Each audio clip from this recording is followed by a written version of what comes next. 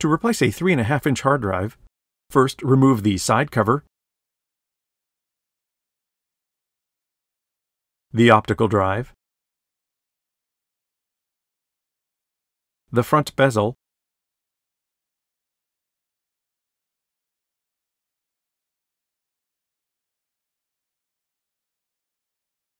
and the drive's cage.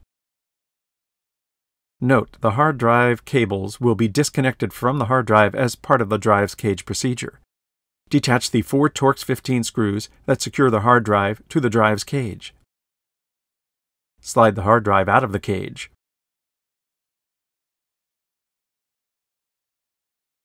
To install a 3.5-inch hard drive, slide the drive into the drive's cage with the spindle side of the drive against the grill edge of the cage. Secure the hard drive to the cage with its 4 Torx 15 screws in the screw locations marked with the stencil of the letter A.